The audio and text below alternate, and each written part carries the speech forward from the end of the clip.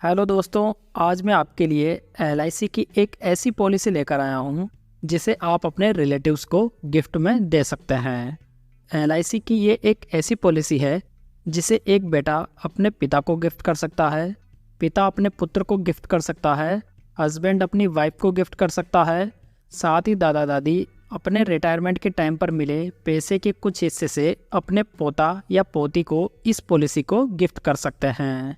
इस पॉलिसी की खासियत यह है कि इसमें आपको सिर्फ एक ही बार प्रीमियम भरने की आवश्यकता होती है, यानी कि ये एक सिंगल प्रीमियम वाली पॉलिसी है।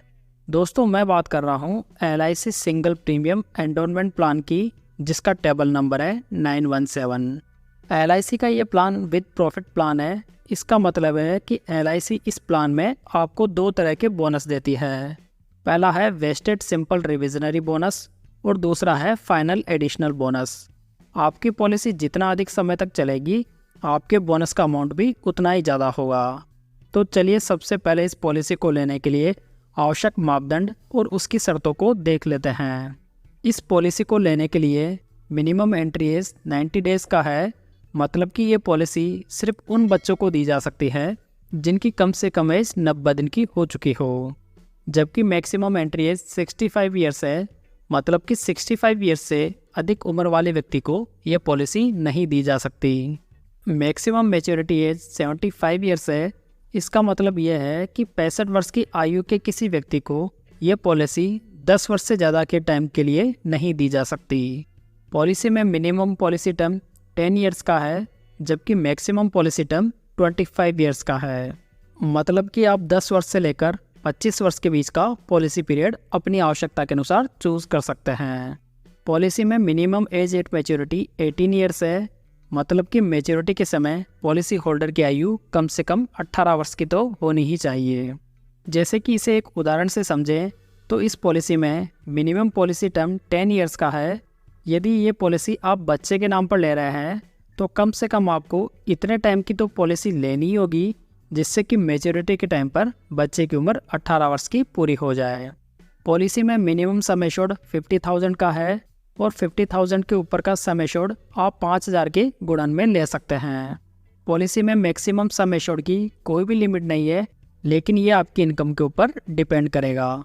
बात करें प्रीमियम पेमेंट टाइम की, तो जैसा कि पहले बताया था कि ये स्कीम सिंगल प्रीमियम वाली स्कीम है, तो इसमें आपको प्रीमियम सिर्फ एक ही बार पॉलिसी लेते वक्त भरना है। Date of commencement of risk. यदि ये पॉलिसी आप अपने बच्चे के नाम पर लेते हैं तो रिस्क की शुरुआत कब होगी ये जान लेते हैं। यदि बच्चे की उम्र 8 वर्ष या इससे अधिक है तो पॉलिसी लेते ही रिस्क की कवरेज शुरू हो जाएगी। लेकिन यदि बच्चे की उम्र 8 वर्ष से कम है तो या तो बच्चे की उम्र 8 वर्ष पूरी हो जाए या पॉलिसी को लिए हुए कम से कम 2 वर्ष पूरे हो जाए। इन दोनों में से जो भी जल्दी होगा वहाँ से कवरेज शुरू हो जाएगी। उदाहरण से समझें तो यदि बच्चे की उम्र 7 वर्ष है तो 8 वर्ष पूरे होने पर कवरेज शुरू हो जाएगी। वहीं यदि बच्चे की उम्र 2 वर्ष की है तो पॉलिसी लेने के 2 वर्ष बाद में, यानी कि बच्चे की उम्र जब 4 वर्ष की हो जाएगी तो पॉलिसी की कवरेज शुरू हो जाएगी। चलिए अब बात करते हैं इस पॉलिसी में कौन से राइडर्स अवेलेबल हैं। इस पॉलिसी में आपको 2 राइडर्स की सुविधा मिल जाती है। फर्स्ट है accidental death and disability benefit rider और सेकंड है न्यू टर्म एश्योरेंस राइडर। दोस्तों, राइडर का मतलब होता है पॉलिसी बेनिफिट के अलावा कुछ एडिशनल बेनिफिट्स, और इन राइडर्स के लिए आपको कुछ एडिशनल प्रीमियम पे करना होता है। Surrender value. इस पॉलिसी को लेने के बाद में कभी भी आपको पैसों की जरूरत पड़ती है तो आप इस पॉलिसी को सरेंडर कर सकते हैं।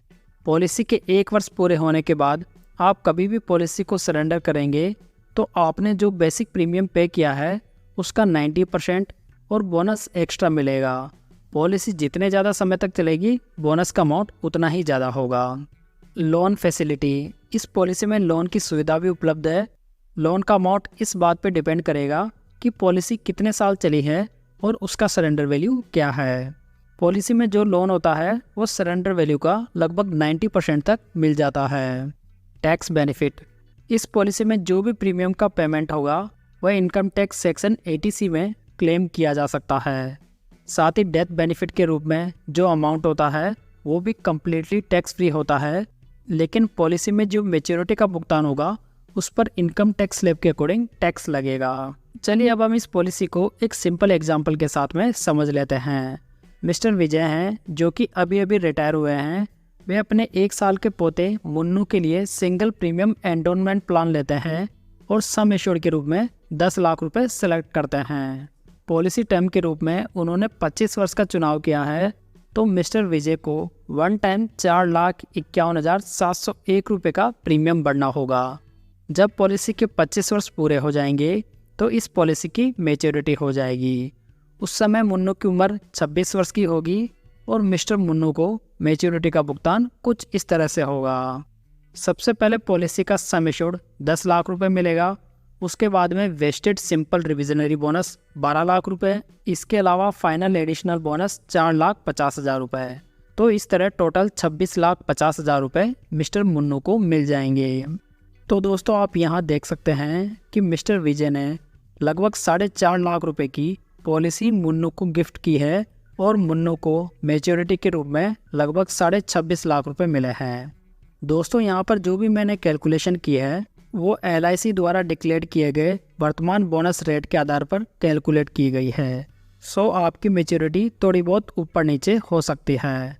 डेथ के केस में नॉमिनी को डेथ बेनिफिट का पेमेंट होगा।